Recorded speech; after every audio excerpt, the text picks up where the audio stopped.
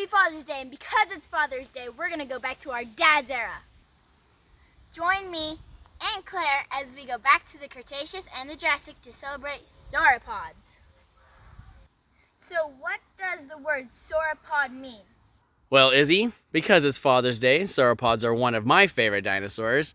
I'm going to teach you what sauropod means. It simply means lizard, foot.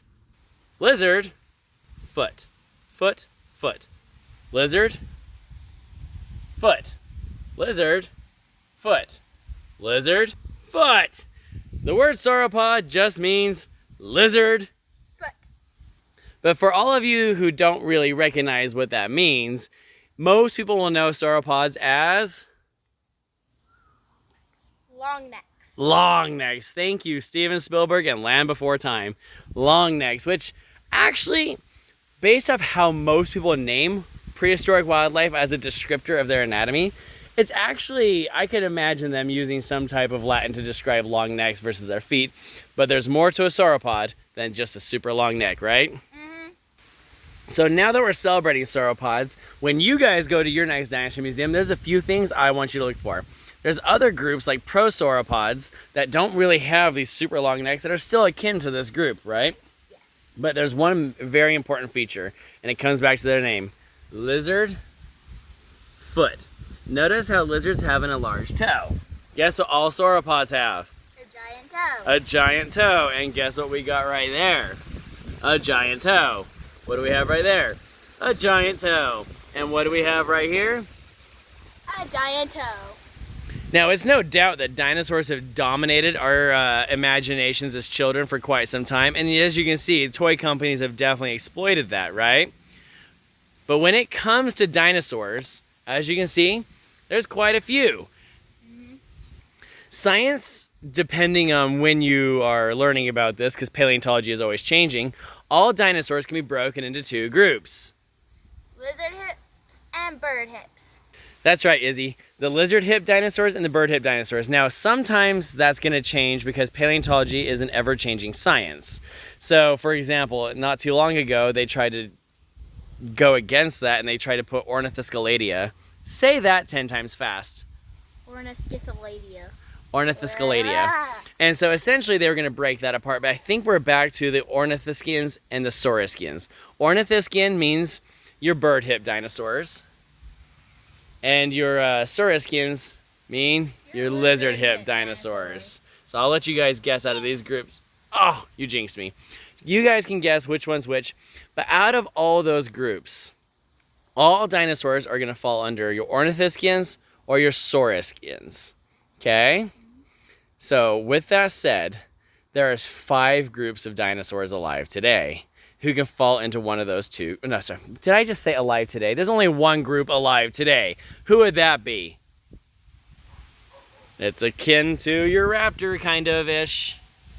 Birds. Bird, bird, bird. Bird is the word. Bird, bird is your dinosaur herd. So, of all the 5 orders of Dinosauria, which one is the closest? Would it be 4 because we're adding it to the sauropods? 5 total orders of Dinosauria. Which one is closest to kin to your sauropods? Claire, do you know? Redhead genius. So, my friends, many of you think because sauropods were probably mostly herbivorous that we're going to choose from our herbivorous dinosaurs. So, forgive the toys, but they're great teaching props. Do we go with the Ornithischians? Do we go with Marginocephalia?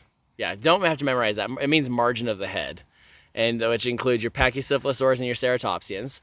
Are we going to go Thyreophora, which is your Ankylosaurs and Stegosaurs? How cute! Or is it your theropods, your 2-legged meat-eating types that, well, not all of them eat meat, but most of them. So, of these other orders, who is our closest relative to the mighty sauropods? So, I think Claire is thinking really hard about this pondering question because she's not a dinosaur. If you guys like dinosaurs, you need to go get a pet chicken. But there are some pretty cool prehistoric lizards out there. Isn't that right, Claire? Huh? And we're going to do an episode on some prehistoric lizards, aka your mosasaurs. Right? Yeah. All right, Izzy. who is our closest relative to the sauropods? Is it the plant eaters? Surprisingly enough, actually, our theropods. Our theropods are the closest relatives. They also belong to the group Saurischia, the lizard hips, which is ironic because it's the lizard hips that gave rise to the birds. So, really fast, these are just great toy models, but look at how cool that is. Toy companies, nothing's ever going to be right because paleontology is always changing, but keep up the good work. I do have a quick venting session. Many of these sauropods on the table are from Argentina. This is supposed to be from Argentina. This is Giganotosaurus. Giganotosaurus. Giganotosaurus, Giganosaurus. Stop pronouncing it wrong! All you naughty people pronouncing it Giganotosaurus, it stands for giant southern lizard. It's Latin, not English. There we go. Giganotosaurus. Get out of here. All right, so let's talk about some of our sauropods. Wait, Claire, seriously, get off the Dreadnoughtus. Is it? Okay, fine, I won't touch you. Dreadnoughtus, I'm sorry. All right, so first off, there's a lot of YouTubers out there. I'm not going to cast shade on anybody. I really find it annoying when they act angry at the Jurassic World saga. They act truly offended that these people have a responsibility to make these things 100% accurate. Even museums have a hard time making these things 100% accurate because the science is always changing. But what is really special about the Jurassic saga, happy birthday Jurassic Park, is they reinvigorate the public to appreciate these animals. This is not a life or death science, which means getting 100% accuracy is not a big deal. Therefore, there's no responsibility needed. However, it's a good gateway science to get people into science, right? So if you're some of those other YouTubers, I'm not going to say names, Trey the Explainer, stop throwing shadows and shade all over Jurassic Park because you have some weird complex over them. It's a cool experience, gets people excited about dinosaurs, and yes, there's always better opportunities to get people more knowledge about dinosaurs. So when it comes to that, are these accurate? No. No. Can they always get better? Yeah. Yeah. And so we're going to kind of do a little bit of a challenge. We're going to talk about some of these really cool toys. Some toys are cooler than others, and we're going to see which one is kind of the most accurate towards its representation, or maybe just to the group, okay? But with that said, we need to kind of understand a little bit of their anatomy. You ready? Yes. All right. So first off, how do we recreate their feet? It turns out the feet to a sauropod is super important. That's why they call them sauropods. Where's your lizard feet? Lizard feet. Lizard feet. So normally when people are recreating them, they kind of do a tortoise-like foot, like our leopard tortoise right here. A column-like leg with little claws.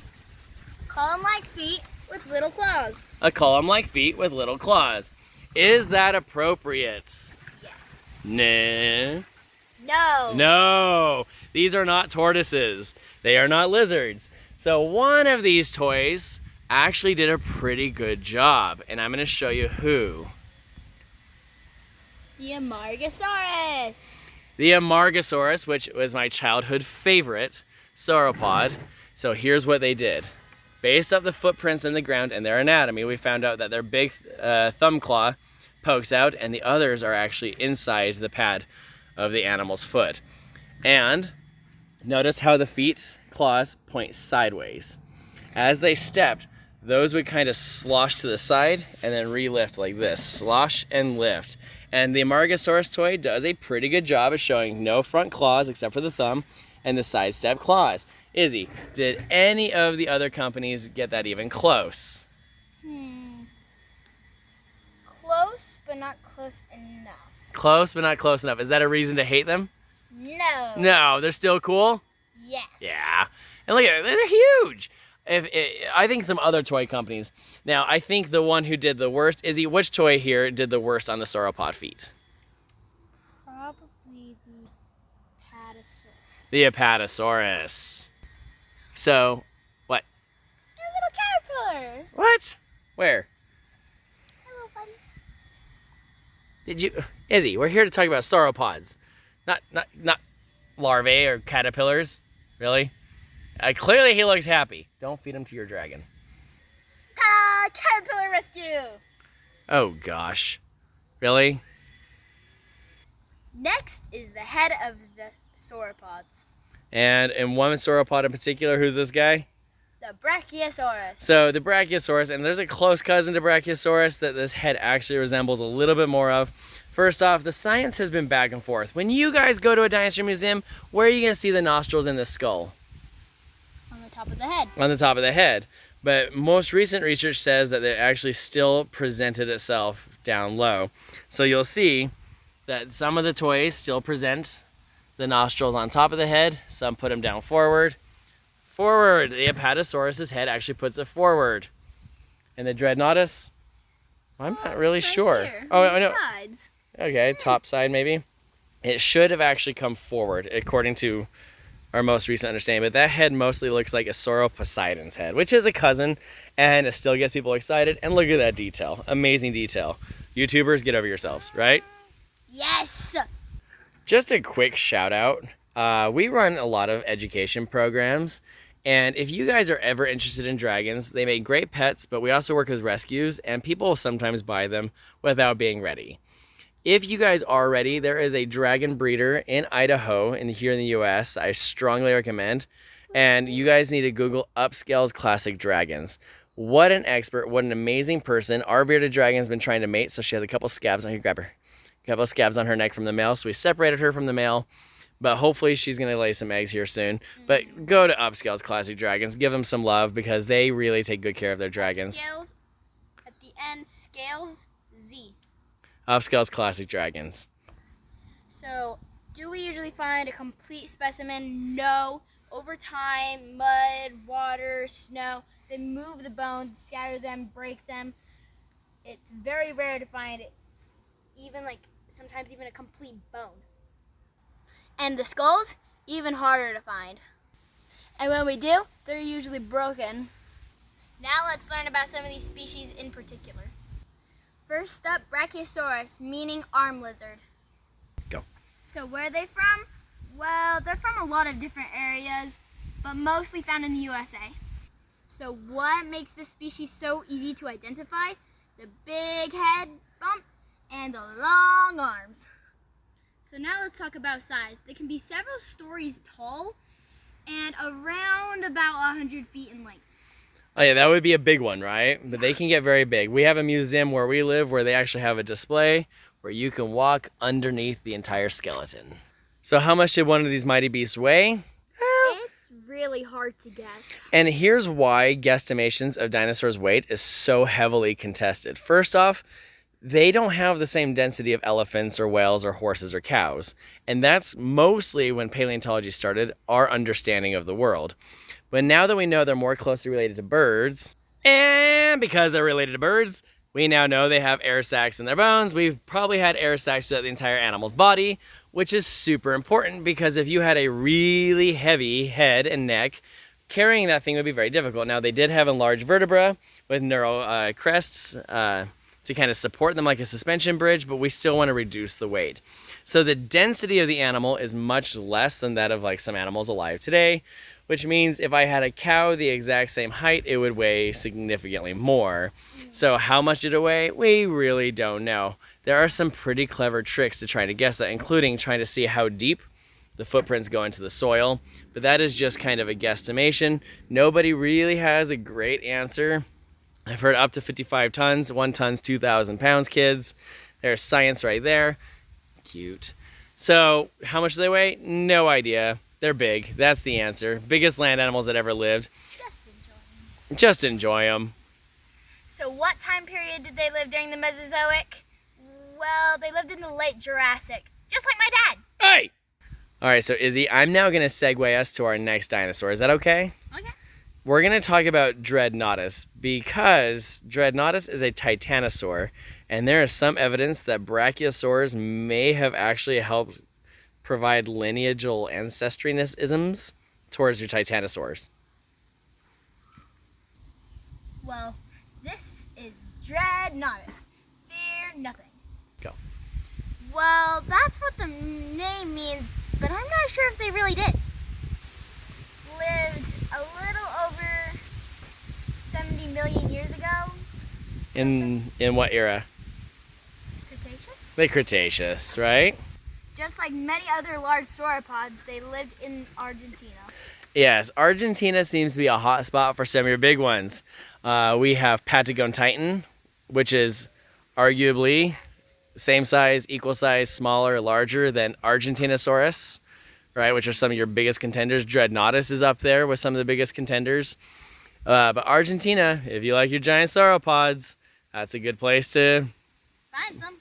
if they're easy to find, maybe, which probably not because they're taking a while to discover. Like some of the other toys, these toenails aren't supposed to be shown, and they're supposed to have a really big toe right here. Still really cool. Now our next dinosaur.